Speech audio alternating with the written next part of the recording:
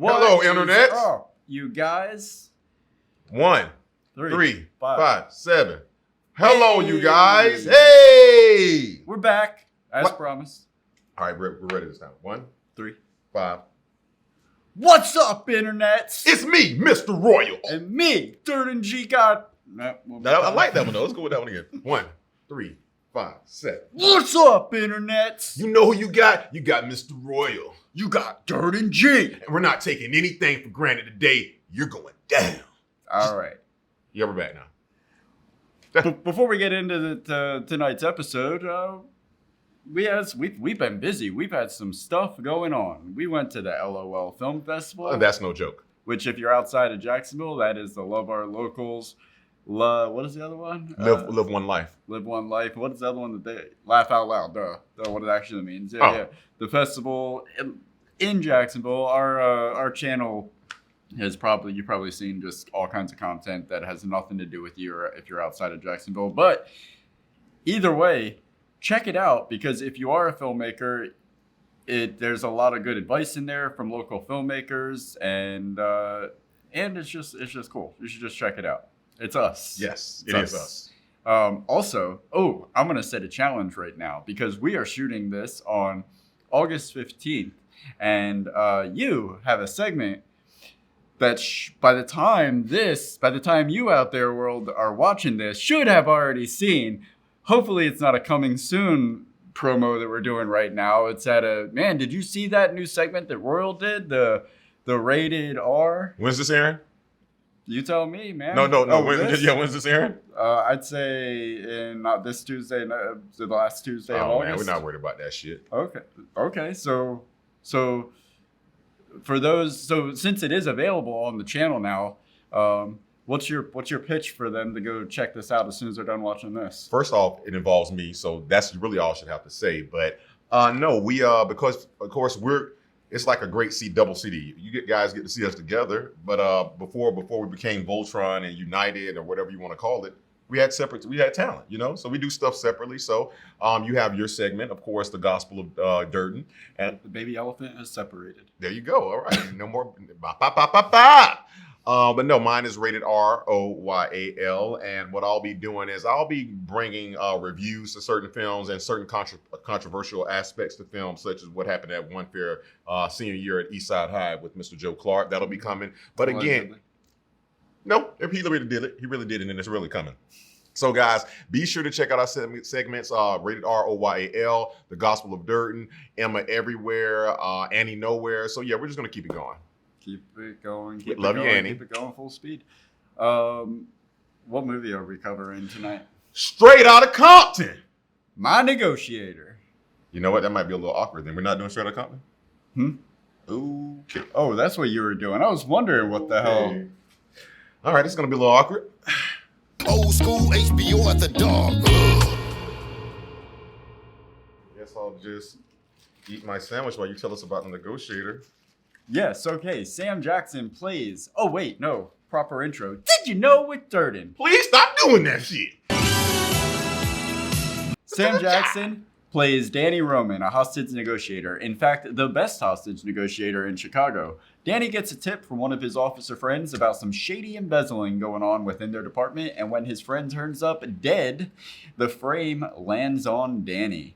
Desperate to prove his innocence, Danny takes hostages and holds himself up in the Office of Internal Affairs. Not knowing who to trust, he demands an outsider to handle his negotiations. Cue Kevin Spacey nearly 45 minutes into the movie, and we're off to a 90-minute tense standoff between two fantastic actors portraying highly skilled negotiators. It is largely based on a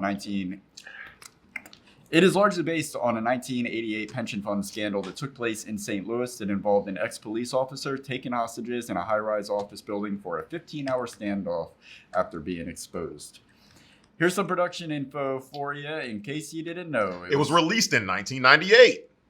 This was directed by F. Gary Gray. He made his mark in the 90s with music videos for artists like Ice Cube, Cypress Hill, Usher, Coolio, Barry White, Outkast, Dr. Dre, TLC, and Queen Latifah. And of course, you may know him from not the hood classic, not the cult classic, the all-time classic, Friday. He followed that up with 1996's Set It Off. And of course, 2 years after that, he just kept on moving on up, and we got the 1998's Negotiator. After The Negotiator, he did The Italian Job and A Man Apart, which were both released in 2003. Listen, he was between a rock and a hard place in 2005 with the film Be Cool. And then 2009's Law Abiding Citizen. Of course, bring it back again. Oh, hold on. Was that on purpose? Bro, I do my research, okay? Okay, Kid? Okay. No, oh, grade. As in F grade. Oh, grade, can you see? Oh, yes. And then, of course, straight out of Compton, named Ice Cube.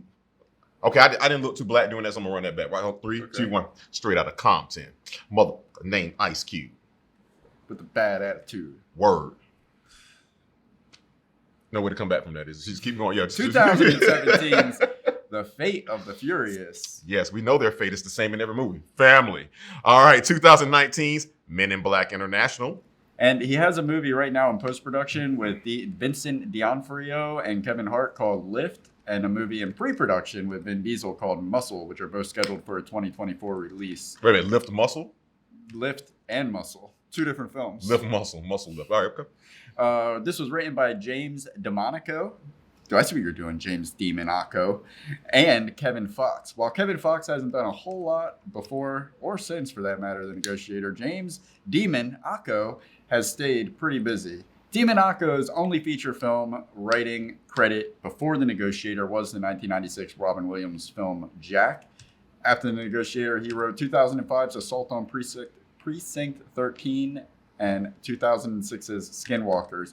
For the past decade, he's been pretty busy with the Purge films, which he also directed. Now, as you know, The Negotiator stars Samuel L., and the L is for legend, Jackson as Danny Roman. Kevin Spacey as Chris Sabian. Recently acquitted Kevin Spacey as Chris Sabian. Check out All the Devil's Advocate. David Morse as Beck. Ron Rifkin as Frost. Rest in peace, J.T. Walsh as Nebom. He passed away 5 months before the film's release. Yes, and I just had a note in here, and I actually bring it up in the interview. Hey, Siobhan. That's the BH is a V for some reason. Siobhan Fallon Hogan. Siobhan. Siobhan,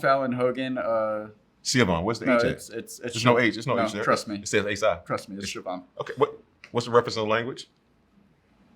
Can I get it in a sentence? We are looking at how to pronounce this name of Irish origin. This is a female name, meaning God is gracious. How do you go about pronouncing it? Siobhan. Oh, okay. You know what? God is gracious with the way they pronounce their words, apparently. But yeah, go ahead. Siobhan Fallon Hogan, a new friend of mine on Facebook. Hi, Siobhan. Hey, love the name, by the way. Paul Giamatti as Rudy. Rudy. We had Regina Taylor as, seems kind of weird now, but Karen. It was before Karen became Karen. All right. John Spencer is the chief. And the guy we'll be talking to later on in this episode, Mr. Tim Kelleher as Argento. The Negotiator was primarily filmed in California and Chicago between the months of September and November of 1997. All of the interior scenes in the Internal Affairs office were actually shot at a studio in LA, and to simulate the Chicago skyline, 6 cameras took photos from the 20th floor of 77 West Wacker Drive in Chicago, and those photos were used to create a 60 by 40 foot poster that was placed outside the set in LA. Take that, CGI. Mm-hmm. Practical. It made a little over $10 million during its opening weekend in August of 1998, and it currently sits at a worldwide gross of just under $45 million on its $50 million budget. That's a shame. That's such a shame. Still in negotiations. Yeah, I got you. Here's some trivia. No bueno. I'll do the trivia. This is Did You Know What Durden? We'll get trying to get you out of there. We'll get the cock in a second. Here's some 3 pieces of trivia for you. No bueno. Apparently, the original ending involved a Mexican standoff with all the cops pointing their guns at the protagonist, but Kevin Spacey laid down the law. He objected on account of it being too cliche. He elevated the film, as a good actor should. Because, second fact, Kevin Spacey is a good guy. For all the lengthy phone conversations between Samuel L. Jackson and Kevin Spacey, Spacey made a point of being on set. For those who don't know, he was not required to be on set. He was not going to be on camera, but he chose to be on set to help Jackson with his performance. I didn't see anything about Jackson sticking around to help Kevin Spacey with his performance. I'm not saying one thing or another. I'm just saying that Kevin Spacey was there. He's a good guy. Third and final piece of trivia, AI or IA. On many iterations of the poster for the film, the word negotiator crosses on top of Kevin Spacey and Samuel L. Jackson, and perfectly positioned between them are the letters IA, which is a clever nod to the role that internal affairs plays in the plot of the film. And now, lay some cock on me. King of Connections is here, guys. Are you ready to have a little fun? I'm going to get straight to the point. There were a couple of minuscule connections that I saw in this, but there was just one that I was just so proud to say that I told myself, I'm only going to discuss this one because it means so much to me that maybe people have made this connection before. I mean, it's not too far out there, but it's just something about Kevin Spacey never really wanting Samuel L. Jackson to win, isn't it? I always see him as a criminal. Time to Kill. Man, he was able to negotiate his way out of that. So just to see Kevin Spacey as a lawyer in A Time to Kill, trying to put away Carl Lee Haley and Samuel Jackson, and talk about how he looks completely different. I'm talking about Samuel Jackson in both of those films. Yeah. And then to see he calls Sabian. So I think it's pretty neat sometimes when actors are able to switch roles or, just play differently off each other, because really there wasn't that much going on between Kevin Spacey and Samuel Jackson in A Time to Kill other than he was trying to prosecute him. So I just thought that was not just trying to prosecute him. I think he was Samuel Jackson in both movies is framed, an innocent man framed. Yeah. So, regular day as a black man. Much better hair in A Time to Kill. Definitely much better hair. Well, you stole one of my connections. I did not steal it. I got two.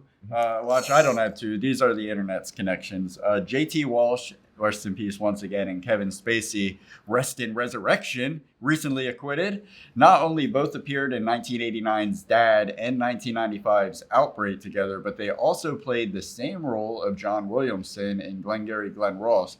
Walsh portrayed him in the original play, and Spacey portrayed him in the 1992 film.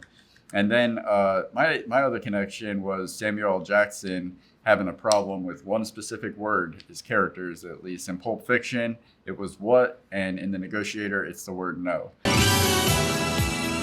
All right, 7 minutes in heaven. These are our favorite lines, our favorite scenes, our favorite parts of the film. One of my favorite lines was after Roman barricades himself in the building, a cop on the ground says celebratorily, "We've contained him," to which Beck, played by David Morse, responds, "We have not contained him.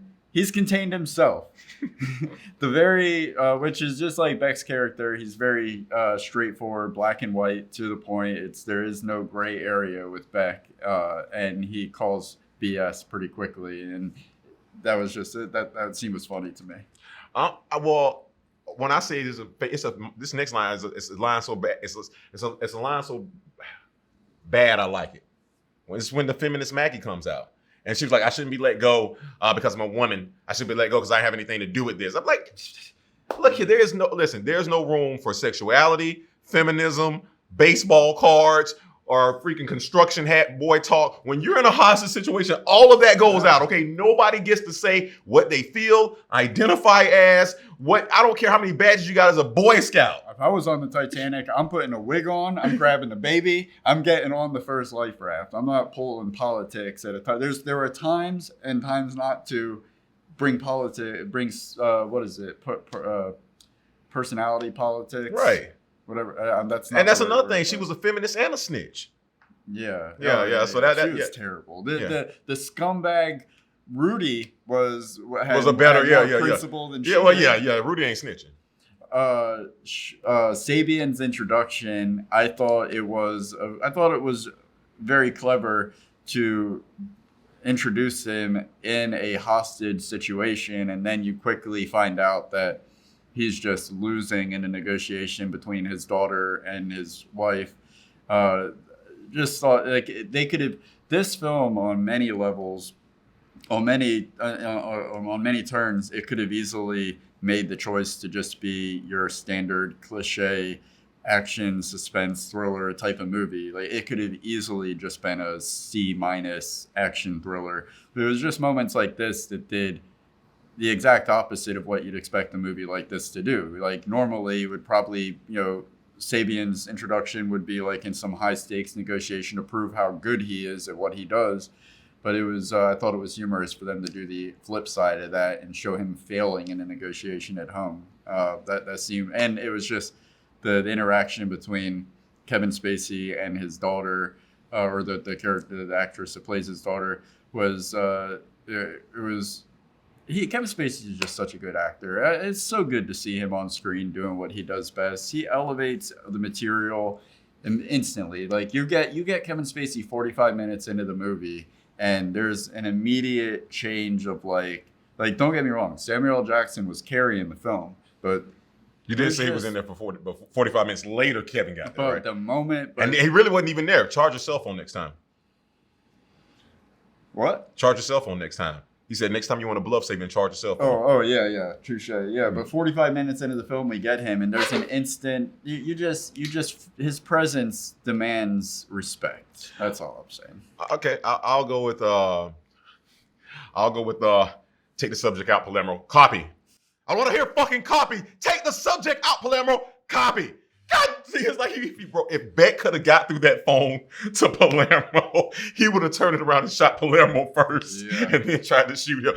But again, the reason why that's so intense to me because it shows they don't. If you're not paying attention to the film earlier, Palermo says I've been hearing some things. So that's great writing. It kind of shows you like he's his friend, but he feels betrayed. Palermo is more in line with Beck than more people think. Him and Beck have that like they're really they're by the book. But so when he's there, that's the moment you see him. It's a character arc moment because he breaks, which he's probably never would have done. And if what he did for Danny at that moment, he chose friend over badge, and I thought that was very powerful. Yeah, that scene was awesome. The way they drew that out, and there was the first time that you had.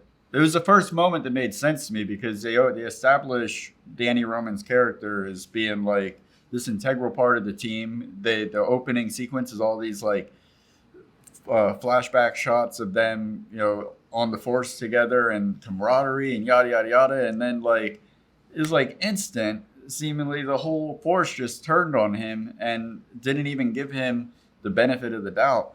So that moment was really, it brought it back to reality that there's going to be some dudes that are on his team that are like, yeah, we can take him to trial and give him the due process, but I'm not about to shoot somebody that I worked with. That would have been unbelievable. And the way the actor played that. And, copy! He's about to swallow that damn toothpick down his mouth. And I think what sold that scene so well was David Morse was his character, like it comes off as a dick easily, but his character is so necessary to drive all the points of this plot forward because he's not really a prick. He's just very by the book. He's very black and white. If you're the bad guy, he's very principled. And you're talking about Beck, or you talking about? Yeah, definitely. And to watch him like be kind of front and center throughout this whole thing drove it all really well. Yeah, he was what you need. You need a character like him to.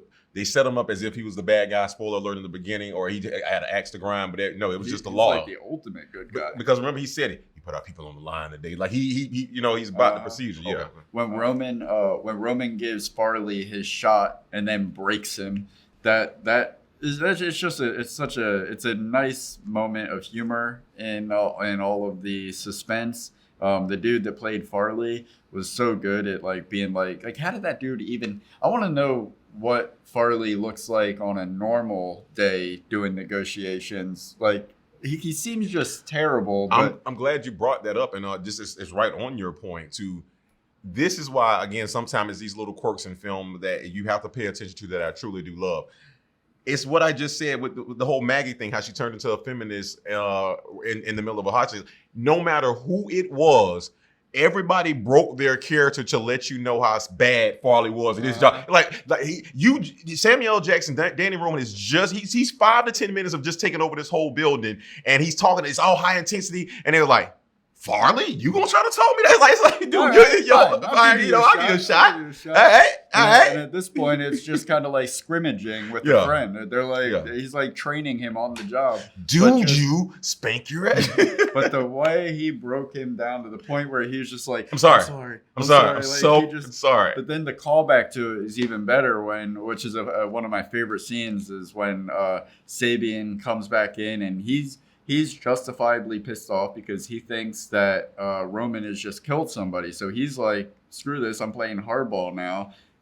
Kevin Spacey, of course, the way he plays hardball, he's so sassy. Like, I don't think anyways, he's got sass, and Okay. I like it. But when he comes in, he hangs up, he's like, don't worry, he'll call back.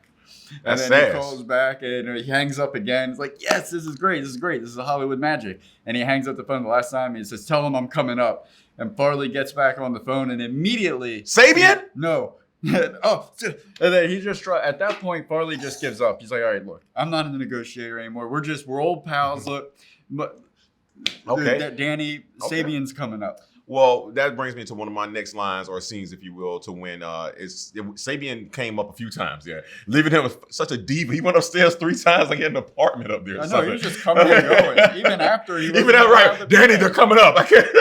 He came up after they were breached. I and he's almost like, think him and you want to get out of here? crazy theory. I think they were robbing the place blind. But anyway, no, one of the line here, and they did a little close up on me, and it really shows the talent of Samuel Jackson when he was like, "You were wrong about me. What if I'm right about them?" Like when he says that could have been a tagline, the whole movie for the trailer. Danny Roman, you were wrong about me. What if I was right about them? Like, I mean, that just, it was such a powerful line. And again, what did it do? It was a device that drove the film forward to where it was going at that time. Mm-hmm. Yeah, then spoon feed. You had to take a second to think about it. Mm-hmm. This is one of the funniest moments to me. When Roman is interrogating Niebaum, and he explains out loud to everybody that, like, how to tell if somebody's lying, and immediately Rudy Paul Giamatti becomes a body language expert, and when he asks him the question, and Rudy is like, he's lying, he's fucking lying, I saw his eyes go to the left. But the funniest part, what makes that scene so funny to me, is the fact that Niebaum then validates Rudy. Like, he had no reason to even defend himself against what Rudy is saying, but he's like, oh, fuck you, I didn't even blink, you scum prick. He hated Rudy. But it's just the fact that he's defending himself. Like, dude, we all just watched him real time, like, become a self-prescribed expert on this. Why are you even giving him the benefit of it was very funny to me. Combination line, scene, and every cop's worst nightmare. Danny Roman's been shot, and then he walks out.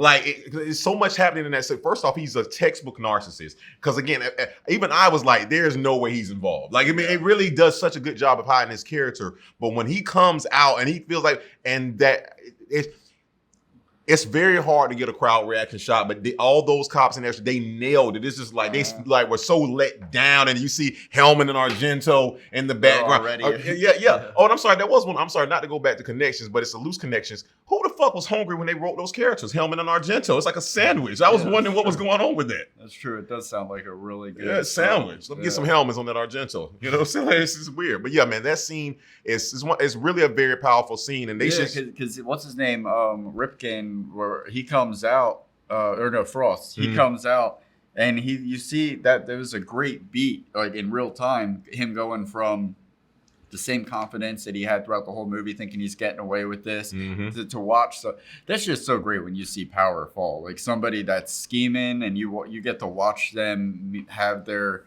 I'm gonna tell you a part of that story they didn't tell you, which is obviously true. I believe they left it up to interpretation. Like if you watch the movie again, there were other cops that had to be involved, and I'm gonna tell you why. Even after this man has defended his life through tooth and nail, he, for a 0.2 seconds, which he had every effing right to do, he gets a gun, and all you hear, like that, Danny Roman at the end, like they're putting the guns on him again. And my point is this: like they tried to kill him so many times because, again, trust me, just like it's never just one person that scam. You mean to tell me there's only 3 or 4 people stealing from that thing? No way, man. There had to be more people involved. So that's why I say some of those cops was probably still trying to pop them. But yeah, that was pretty messed up, man. Oh yeah, I have a theory about what about Sam Jack about Danny Roman's fate. The last I got 2 more. I got a line and a scene. The best line in the entire film is, of course, uttered by Rudy. Why is his name escaping me? Paul now? Giamatti. Yeah, I've said it 10 times now. You don't watch movies, so you know. Paul Giamatti says, he quotes Nietzsche. He says, even the strongest have their moments of fatigue. I'm fatigued, Danny. I'm fucking fatigued. Like, dude, you are such a scumbag, sleazeball, piece of shit. When all of this is going on, you're telling Danny Roman, who's going through everything that he's going through, you're fatigued. I'm fucking fatigued. And to say it with the conviction and to quote Nietzsche and compare yourself to him. Oh man, but talk about that. A certain caliber of douche, and Paul Giamatti plays that. Oh, he does it really good. Well. Let's not forget, because you forget it so quick because it pops off so quick. He was already in there meeting with Niebaum about something that was going on anyway, so he's probably at Niebaum's mercy. And all of a sudden, this happens. It's like he did it. He's like, that's pretty cool. Yeah, Rudy's character is probably one of my favorite characters in the movie because. Why? You want to tell us? Let me see what it's hitting for. Oh, you on that shit again? I didn't think it was. God. Who? All right. What the hell's wrong with you, Polanski? That regular stuff. Rudy is one of my favorite characters in the movie because of his. I don't even know if he has a character arc or if he's just that 3-dimensional to begin with. But it was really cool watching him. He's introduced to us as this snitch. He's a scumbag. He's playing it way up the whole time that he's sleazy. But at the end of the day, he has the most integrity of anyone in the room, aside from Roman, of course. The moment, well, of course, what you were talking about where, what's her name, Maggie, is just giving up everything to, they've all agreed that these cops are bad and Roman is good, but the moment under pressure, the lady folds. I wish her last name was Simpson, somebody could stick a pacifier in her mouth. But not only that moment, like that moment isn't even that great in Rudy's favor because that's not like integrity or not integrity. That's just like, I'm not talking to the police. Yeah, screw that. Yeah. But the part that really was awesome to me was when, what's his name? When Sabian brought Kale in to act as the dude. Informant. And by this time, Roman already has Rudy tapped into the computer. I even thought the motherfucker was the informant. But what was so awesome is that they are about to go home. Like, they are out of there. And Rudy notices some information, and he's like, Danny, check this out. And he helps Danny at his own expense, like screwing himself. He's still now going to be stuck with this for who knows how much longer. He could have just went home if he would have kept his mouth I want to know shut. what it is about that movie. I want to know what it is about that connection time here. I want to know what it is about that college Arizona State, because that was in this. We had the the Wildcat behind the wheel and Speed, and we also had it in Jerry Maguire. He went I went to Arizona State, Jerry. Maybe it's a writer. I don't know. Could be. But that's all of my. I think that was a crucial point. You're right, because Rudy was really like, all right, we're going home, baby. He even said that at one time. Yeah. And so that was a very Maggie wouldn't have did it. Yeah, definitely. Maggie would have got out of there. Yeah, so like sometimes the scumbag is the one you can trust. I like that. You have any more scenes? Listen, you can go for. Oh yeah. And the Marines, they teach us not to piss on our hands. When in that scene there with that guy, I really, and being all seriousness here, I've seen that happen so many times to where either you're around someone that's been in the military or their life may be going here or there, but when you bring it up, not the stuff that shell shocked them, but the good times they had, whatever they're going through, is they snap out of it and just kind of, it reminds them a little bit of the good times, a little bit, because, he felt some type of he felt some type of camaraderie with him. And again, that was very important because, again, it shows the brilliance of Sam Jackson, or should I say Danny Roman in this point. He's just not it's a skill to go in there and to do what he did with that guy and to get inside his mind. With horrible information. Which I love the fact that he was sure this was just kind of poor writing. He, in that moment, he was sure to be like, look at this. He was wrong. Like, it was just... What do you mean, poor writing? When Danny Roman points at his notes that he was given, and he's like, after he was wrong about the dog, like, I hate dogs. He's like, he got it wrong. It was like, that moment, I just kind of scoffed at because it was almost like the writers were added that little tidbit in to make sure that we knew that was not Danny Rollins or Danny Roman's fault. Right. He's a great negotiator. We have to make sure that's established. Like, why even put that little hiccup in there? It just seemed busy. I'm gonna say my next one. I'll save my other one for when you get into the theories, because I know you got a theory and I got a theory. Oh, I got a theory. But first, scene stealers.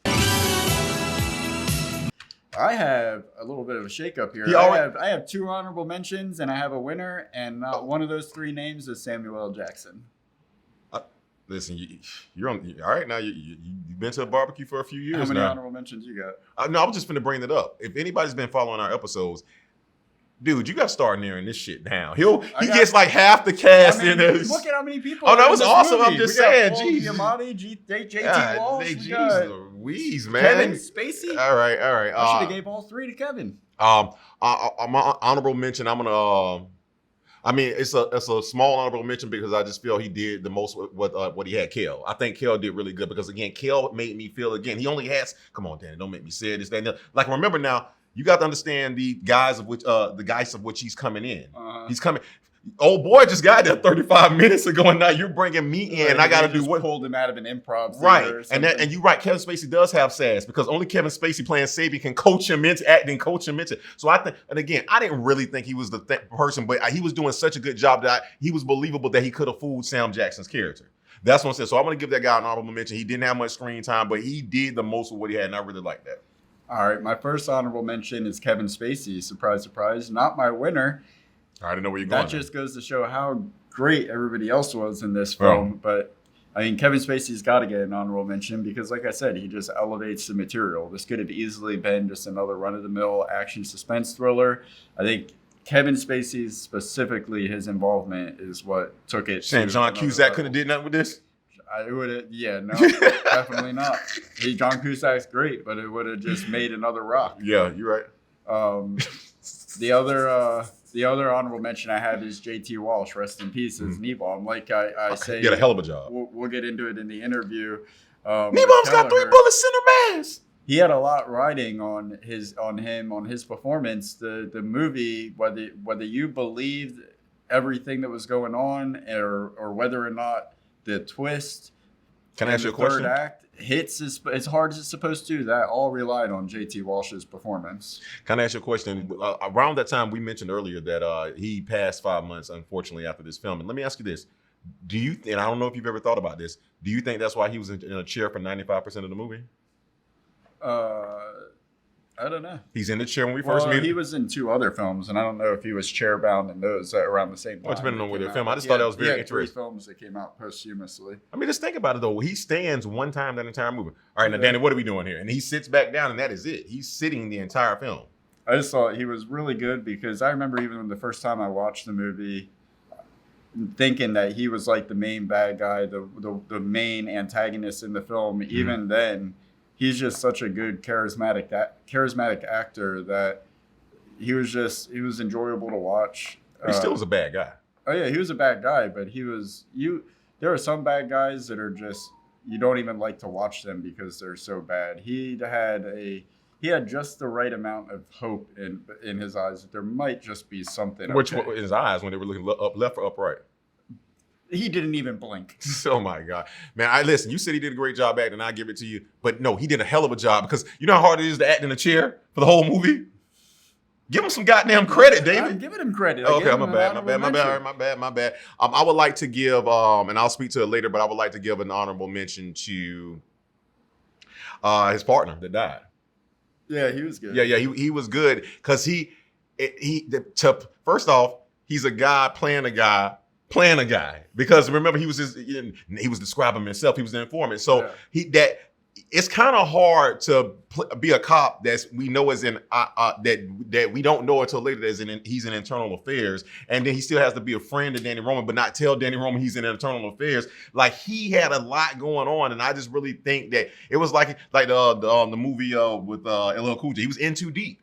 He figured he figured out so much. So I think, again, he gets killed at the beginning of the movie, but he definitely, remember, again, he's the catalyst to get everything jumped off. If we don't care about him, and if we don't feel his character at first, then it goes nowhere. The plot goes nowhere. Yeah. Before I say who my scene stealer is, my unpopular opinion is that Theory? You got a theory here? no, it's not a theory. It's just a fact. No, sound you still doing theories later. Yeah. Okay, I got you. Samuel L. Jackson is not great. He's not a great actor. I mean, he is fantastic to watch, and he is highly entertaining.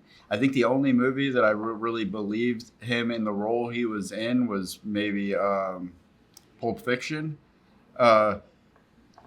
The mark of a great actor that I always say when somebody really like leaves an impression on me is, do I feel like they're acting when I'm watching them? Am I reminded of who they are, or have they completely allowed me to forget about them and just see them as the character they are? And Samuel L. Jackson has just never done that for me. And he does this thing with his eyes when he's trying to make himself cry or seem more serious, or he slow blinks and tries to force tears out. Like, why did the editors leave that in there? I say all that to say he is just not that great. I love him, and I go see movies specifically to see him in those movies. He's just not a great actor. That's why he's not my scene stealer. My scene stealer is David Morse, who played Beck. I think David Morse is great in everything he's in. He was especially great in this because he had the role of the dude that you're supposed to hate, and still somehow at the end of the movie, you still kind of like him on some level. And he's a very powerful presence throughout the whole film. He drives much of the plot, and I just appreciated the very black and white straightforwardness of his character and the way he brought that to life. So David Morse as Beck is my scene stealer for The Negotiator. Okay. Do you have anything to say about my comments on Sam Jackson? Do you agree? It was at all? December 21st, 1948. Samuel L. Jackson was born. Cinema will never be the same since that day. True. I don't need your comments. You said enough. When you're talking about acting, that's coming from me, an actor. It's certain people that will always transcend talent and time and space and everything here. Samuel Jackson from Long Kiss Goodnight, Resurrecting the Champ, Star Wars, of course, The Negotiator here. Of course, what he did was Django Unchained with that. Wow, I just keep hearing this voice. His career in itself is a gem. Goodfellas, you haven't seen that one. He was in Goodfellas? Yeah, he was. Stax Edwards. There you go. Listen, he is Coming to America. There you go. So you're starting to remember now. Okay, so here we go. So I would like everyone, you can trust his opinion, you can trust my opinion, but I need you to do one thing for me. I don't know what happened to David Polanski here in the last few minutes here, but I need you to disregard every single thing he said about Samuel Jackson. He can choose Beck, he can choose my guy as his scene stealer, but I do not agree with one single morsel of what he said. And I know it was just your opinion, but I don't agree that you get to feel that way because Samuel L. Jackson has motherfucking reigns. Pulp Fiction. Did I not forget? God damn it. Motherfucking yes, I'm sorry. Yeah, I'm cursing now. God damn it. Yes. Hey, I do. No, rage. No, you know why? Because I'm gonna tell you why. One of his greatest roles ever. So you're making me. He was great in A Time to Kill. No, that actually, I'll take back my comment about Pulp Fiction. A Time to Kill, he made me believe that he was that character going through what he was going through. But everything else is just Samuel L. Jackson in this thing as Samuel L. Jackson. No. ORDELLOROBIE, Ordell Roby from Jackie Brown. That is acting. That is one of the greatest villains of all time. And I'm surprised I have to keep reminding you of this as as we now know that Jackie Brown is your favorite Quentin Tarantino movie. But that was just It's not happenstance. It's true. The man can do it all. He is my scene stealer. If my dad wasn't my dad, he could be my dad. Okay. Love you, Dad. Well, Samuel L. Jackson and David Morse, congratulations. No, my friend. What? Oh, you got to make a decision because I'm not wrong. We don't choose anymore. They're just both scene stealers. Congratulations, guys. Our friendship just went down a level, and I'm gonna tell everybody what you said tonight. Good. I want you to tell everybody. That's why I'm telling the camera. I want it to be put on record. I know most people don't feel this way, but 20 years from now, once the star of Samuel L. Jackson is faded, people will be able to see him for what he is, which is not a great actor. You've lost your He is a great entertainer. mind. He is a great entertainer, but You lost your goddamn mind. I just don't believe him. I don't believe you. I don't believe you right now. The hell's wrong with you? Set you up for that. All right. What'd you get? I got one casting call. Yeah. Oh, which actually the casting director probably almost agreed with me because The Negotiator was written for Sylvester Stallone and Kevin Spacey. And Kevin Spacey was originally going to play Sam Jackson's role. After Stallone turned down the role, Spacey chose to play Chris Sabian, and then Sam Jackson got on board. It's a little fun tidbit. And now if Sylvester Stallone would have been it, between Sylvester Stallone and Samuel L. Jackson, Don't even put them in the same category. Just stop, man. Okay. All right. Coach Carter, losing Isaiah. Do I have to keep going on here today, man? He outacted the shit out of Ben Affleck and Changing Lanes. He doesn't get the scene stealer from me for The Negotiator on his hair alone. F the scene stealer. You said he can't act. You've lost your goddamn mind. I'm officially dropping our friendship level from 98 to 96.4. Mark that shit. And you may can get that back. When this camera turns off, you better tell me something's going on. You lost a bet or something. All right, guys, let's get into cast, crew, and you. We speak to a great actor from The Negotiator, Tim Kelleher, who played Argento. Let's get into that right now. They trying to kill him on the screen. You trying to kill him off the screen. Now, the reason that we are all here, the cult classic, we don't debate. It is The Negotiator. Yes, you played Argento, one of my favorite characters. I rewound it. I knew who he was, David. And of course, now you were working with some of the shady cops with Grant Frost. Now, do you happen to remember auditioning for this particular role? And was there mayhem on this? I got to know now because he's telling us about the mayhem. Oh no, I clearly remember the whole audition process because, you know, we may get to him, but J.T. Walsh and I had done a TV series together called Dark Skies. I was also in another movie with him, Executive Decision. But during Dark Skies, we became really, really good friends. I mean, I kind of looked to him as like a big brother, uncle, mentor, friend. I was crazy about him. And he was really good to me. And I was in Brooklyn. It was summertime, and he was on the East Coast. We were going to try and get together, but it didn't work. But he said to me, well, I got hired to do this movie. I said, what is it? He goes, it's called The Negotiator. And I said, yeah, any good? He goes, yeah, it's all right. He said, but, you know, they're paying me pretty good. And I said, how much? He goes, I'm not going to tell you. And I said, how much? He goes, if I told you, you'd start crying. So anyway, I get back to LA, and sure enough, I get an audition. And I think most of the guys wound up having to read the Hellman sides, the one that Nestor Serrano winds up playing. But yeah, and again, that I heard back on that probably within a week, which is kind of unusual for a movie to hear that quickly. And that was a blast, man.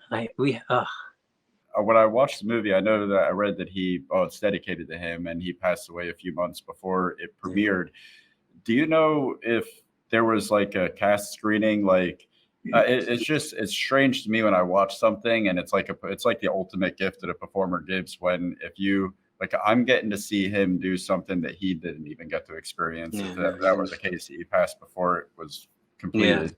Yeah. He and I, because the shoot went through Christmas in LA. I decided not to go back to New York for Christmas that year. And so JT invited me to a dinner at a director's house, and had a great time. And I remember that night, Christmas night, we're in the kitchen getting ready to leave, and he turns to me, he says, I think I'm going to die soon. And I went, What? He's like 54. And I said, what are you talking about? He goes, yeah, Yeah, I just think I'm gonna die pretty soon.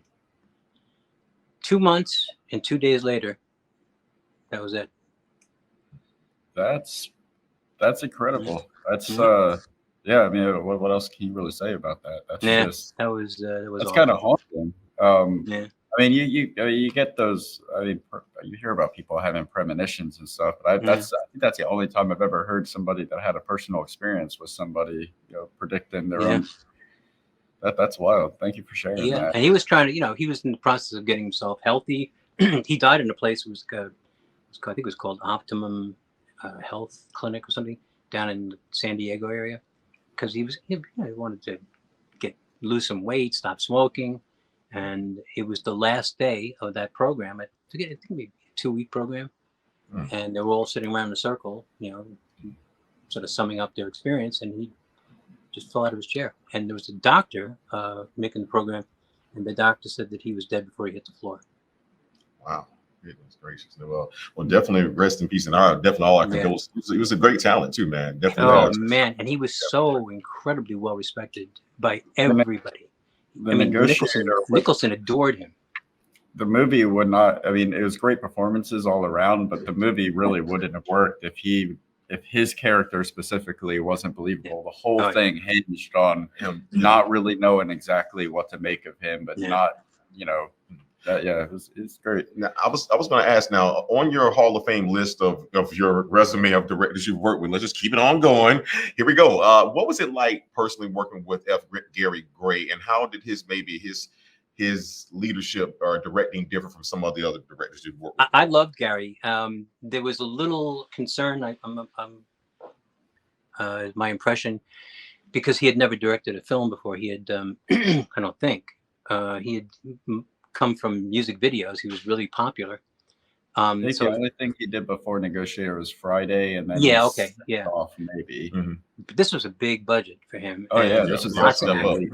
And so I was told that, and this might just be a hearsay, but that the studio made sure that he had a really, really good DP to work with, and that was Russell Carpenter, who had won an Oscar for Titanic. And early on, JT could be a real bugger. I mean, he would do anything for anybody, but he was tough, and he gave Gary a hard time. For the first 3 days, he was really harsh with him. Don't waste my time. He's professional. By the end of the movie, they were thick as thieves. In fact, the day after JT died, I got a call from Gary at home saying, "Listen, I know you and JT were close. I'm just so sorry. And if there's anything I can do, please let me know." And I was like, man, I love Gary, and JT came to love him. And we all did, I think. Do you think that that dynamic between JT and Gary on the set had anything to do with did JT Walsh's acting style? Because I know he's playing a very authoritarian figure that has an edge to him, his character. Do you think that bled into? I don't know if it was a role bleeding into the personal dynamic. JT had an edge. There's no doubt about it. But like I said, they both really came to admire each other, and they were very affectionate. And I know they both learned from each other. I know that Gary learned a lot because JT was a consummate pro and a really, really smart guy. I mean, really, he was really into philosophy and abstract things about computers. He could take a computer apart and build one. He was so keenly smart. He was in contact with a couple of Supreme Court justices. He would have correspondence with. He was nuts. So, Nestor Serrano. I don't want to talk about him. Yeah. Okay. So you guys, I know we kind of had a brief dialogue about this, setting up the interview, that you guys have since become friends after The Negotiator. What was that? Did you guys? Was that your first meeting on The Negotiator? And for those who don't know, Nestor Serrano played Hellman, who was the other. You guys were kind of like the shady team in the shadows, making things Yeah. happen. So is that where you met him at? Was on the Negotiator? Yeah, I mean, I was aware of him, but I had never met him in person, and I don't know how you guys met or what your first impressions of each other were. But when I was, oh, this is the guy from this time and so on, and there was only one chair open at this huge read through at the studio. And every actor was there, producers, writers, and tech people, and there was only one chair left. And I go and I sit next to him, and I said, "Hey, Dennis, my name's Tim." He's like, "I'm like, oh, really? Oh, right. Oh, really? I know where you're from. Okay, I'm not that impressed." So we'll tell this story every time we get together, and we have diametrically opposed recollections of it. And so You know what happened. He knows what really happened. He knows what really. deep down he knows. But he's one of the best. Oh man. And like you say, you went on to cast him in the pilot that you worked on. What's it like directing him? It was he was he was in a short film that I directed. It was him, Paul Giamatti from Negotiator, and David Morse was in it too.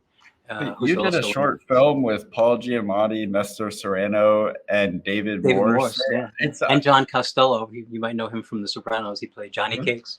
Yeah. This isn't on your IMDb. I didn't see this. I would have. It's going to be the night when you update it. Can we? Yeah. Is this something that people can find?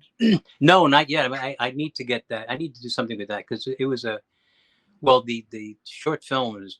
I'd like to expand that into a feature, but yeah, to get those guys. I mean, I was so incredibly lucky. And then the pilot is kind of, like I said, it's a comedy about three knuckleheads. And Nestor had never done a comedy, and he's really funny. But he's, I know what it's like. You get typecast, and they don't want to even think. They don't think of you as somebody who could possibly do comedy if you play sinister, creepy guys. Those are usually the funniest people, though. Oh my God, he's hilarious in this thing. He's the funniest thing in the whole show. I wanted to know what was the most challenging part for you personally filming on The Negotiator. There's one. I'll tell you one funny story that all those guys love to tell when we're together. So we trained with the LAPD SWAT for a while, and that was really cool. And the very end, we were all brought together, and the guy in charge of LA SWAT, he said, "Now listen, guys, I've taught you everything the right way to do it. By the book. This is the way we do it in real life. Now you're gonna be making a movie, and the director's gonna. I'm sure it's gonna tell you something that is not what you do. Do me a favor, don't question it. I don't want to look bad, okay? Yeah, of course, we got it." Cut to about 3 weeks later, we're on a bridge in the middle of Chicago. We're all in our SWAT stuff. We got like hundreds of extras, it's just crazy. Gary has the whole crew together, and he's giving us instructions. He's saying, "So you guys are going to come like this. You're going to get out of the car. You're going to have the guns like this. And any questions?" And I go, "Yeah." And he goes, "Yeah." I said, when we were training with SWAT, they said, and every head in the place like this.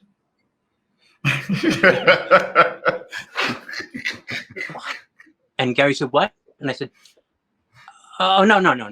We're good." Idiot.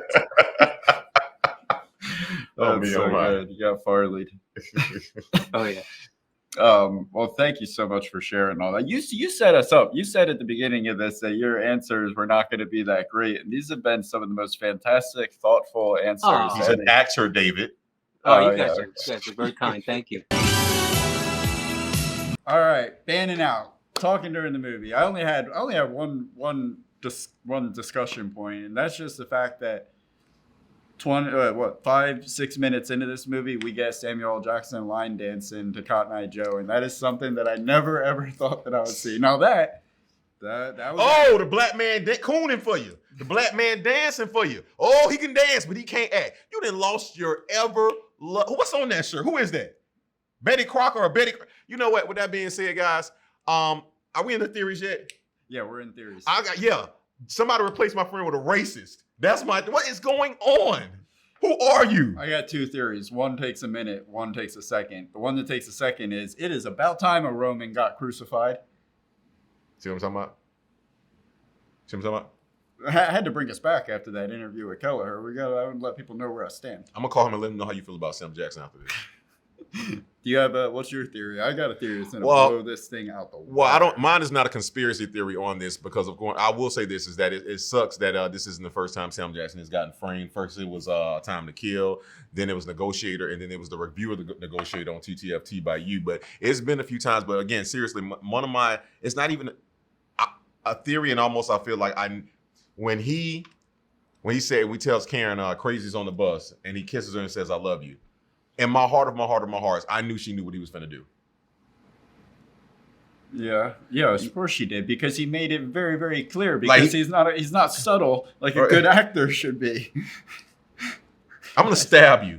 I'm gonna stab you right here on this camera live. And I know it's a recording, but once we cut off, I'm gonna stab you. So yes, no, that my theory is that of course she did know, which is why she immediately left. Somebody wait on me in the car. She was gone. For real. Did you buy their relationship? Did you? Yes. See, I didn't. I didn't buy that they would be together. Did you buy this movie and watch it? No, I got it on Netflix. Jesus Christ, man. You're something else, man. My theory is about Roman's fate. And I have two theories of what could have happened to Roman. Are you talking about afterwards? Or? Yeah. The best case scenario, what could have happened to Roman, is they fixed him up at the hospital and he ended up going to prison for 2 to 5 years for the hostage situation. He did it justifiably, but at the end of the day, he still held hostages and cost taxpayer money. He was holding an investigation. I don't even really think that's what happened anyway. I think the worst case scenario happened. This is what I really believe happened. Roman died. One of Sabian and Roman's first conversations is about Shane. They disagree whether or not Shane died at the end. Sabian says that he did. Roman says that he didn't. And slump don't mean dead. Sabian tells Roman that he was right at the end, that Shane does not, that Shane does die at the end. And this seems to contradict their earlier conversation. It's often viewed even as a mistake in dialogue or just an intentional hint that Sabian has given Roman to let him know that he believes him. No. But what if this is not a hint for Roman, but a hint for us as the audience? Shane rides off into the sunset, wounded, presumably dead. Roman rides off into the night, wounded, and as far as I'm concerned, presumably dead. I'm going to tell you why that doesn't hold water. Now, I do like what you said now, because I did want to bring up the Shane theory earlier. First off, I love how, again, just like we said with Farley, when Sabian and Samuel Jackson's character are talking about movies, everything, it's still a tense situation, but it reminds me of just me and you just always talking about movies. Like something serious going on, but we'll still talk about movies and stuff like that. But what I will say is this, specifically to the Shane thing, the reason why he says that to him in the house is because he's telling him, once I shoot you, play dead. He's telling from our earlier conversation, because you need to play dead for what we're getting ready to do. He said, you know what, Danny, I think you did get it right. Shane did die. He's like, what the fuck you talking about, motherfucker? And then he shoots him and he plays dead and holds the thing down. Yeah, that's what happened. That makes sense. No, that's what happened. Don't worry, it's a common mistake. I mean, if only Sam Jackson just would have played it a little bit better, maybe I would have perceived it correctly. I don't know. We'll never know. I won't let this happen again, guys. I will not let this happen again. Matter of fact, I won't let it happen again, guys. So that's my theories. It's his theories. What are your theories? Put them in the comments as we get into. Hold on, real quick. Did they know this was a remake? Is it a remake? 1945 Negotiator. I didn't know that. Deep dive. Damn. You throw the picture up there on the thing post. Yep. Wonder how that did. That guy. We'll probably go back and watch it one Danny day. Roman. Yeah. I'm pretty sure it was Daniel Roman for that one. Yeah. And I can almost tell you how that one went the exact opposite. I can guess the race. Fucks given. First, what would we change? I only had one thing that I would change about this movie, other than I just wish he would have recast Samuel Jackson. I like him in the movie. I just wish that he would have gotten some acting classes or something. I don't know, just something to make me believe the character a little bit more. You drooled when I said the line earlier. When I said the line that he said, which was, "You were wrong about me. What if I'm right about them?" It's a great line, and I could only imagine what it would have been if like Kevin Spacey would have said it. He said enough. I just you call sassy ass. When my only thing that I would have changed, and I actually have to take this back already before I'm even in post-production, is when Roman is screaming. When I first watched it, I'm like, there's no way everybody hears him. But on the rewatch, and then the second rewatch is when I finally noticed that he leaves the thing on. thing on. That happened so right after the everybody thing. can hear him throughout That's the when he whole plays dead. He's down there holding it. So I take back the one thing that I would have changed, except for the. Do you have anything that you would? Yeah, I would have changed Maggie's last name to Simpson, so somebody could have put a pacifier in her mouth. I was tired of hearing her talking. I love women talking. I love women debating. I love women being able to speak their mind. She snitched everybody out. You know what? She was true. She did such a good job. She should have been. She is an honorable mention. She made me hate her because she first told on she told on everybody. She told them that they went back to Nebom's house.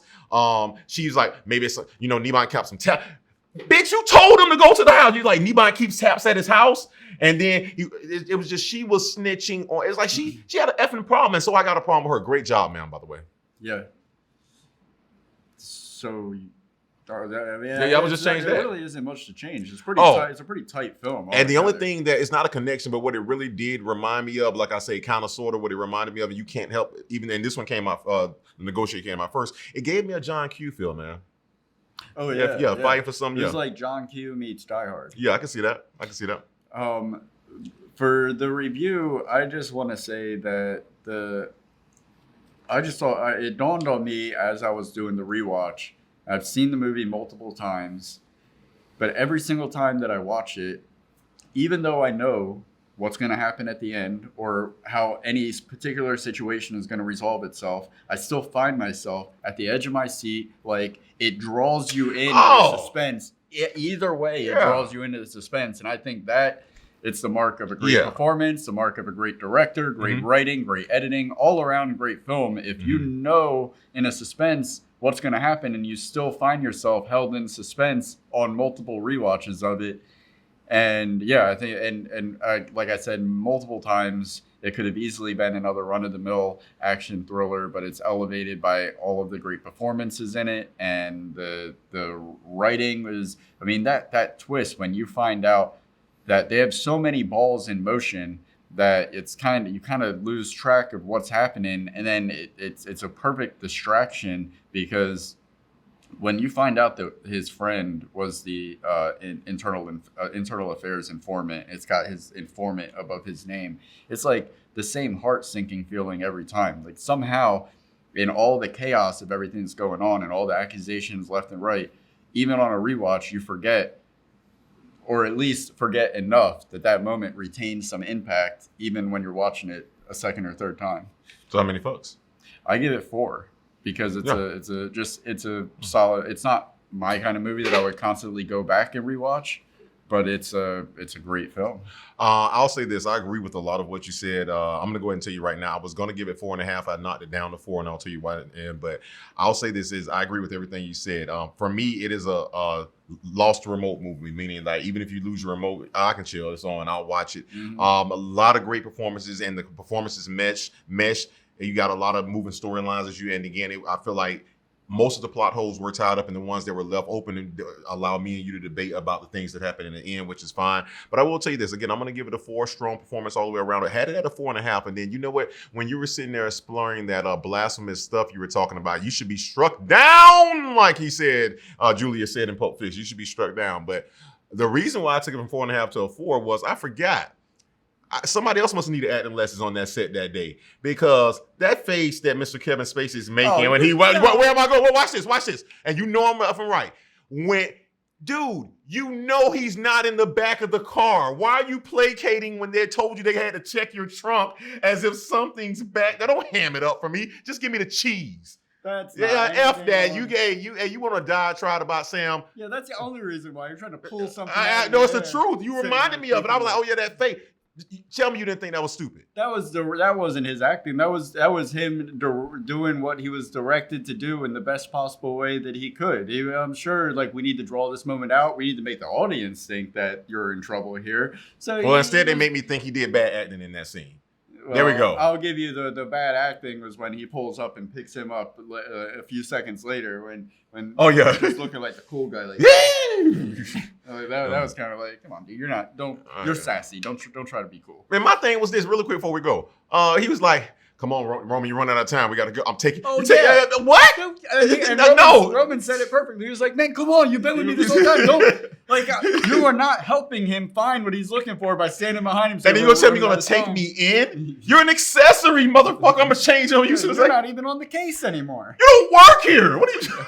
Jesus Christ. Yeah, that was a little weird. I mean, but in his defense, that's just what when you had no power over the situation, you just want the dude to hurry up. You're just like saying shit. But what does Sabian say when he get there? Look, I pretended I didn't have him when I rolled out of the barrier, then I picked him up because I knew a faster route to the police station. Yeah. The hell's wrong with you, man? I got no problem leaving you with this truck. All right, so we agree on a 4. It's a solid film. Go watch it if you haven't seen it. And yeah, Sam Jackson's in it. In about a week or so, you just got to see a few minutes of our very awesome conversation with Tim Kelleher. That full conversation is going to be posted. And guys, if you've seen the movie They Clone Tyrone, I guarantee you haven't seen it. Rated ROYAL. That's right. It'll be my first time doing this segment, not my last. And we're going to have some fun together, guys. So, hey, put your condoms on and take your bras off. And again, if you have not checked it out yet, get into the LOL content. We've got the red carpet special up there. We've got the award show that we did. It's fun. Even if you don't know what any of the movies are about or know any of the filmmakers, I think you still have a decent time watching it. Man, we put in a lot of time on the show, guys. Here, we've been here for a few hours doing all this stuff today. But hey, hard work pays off, and so will our channel. It's been fun seeing you again. We'll see you next month at the movies. Deuces.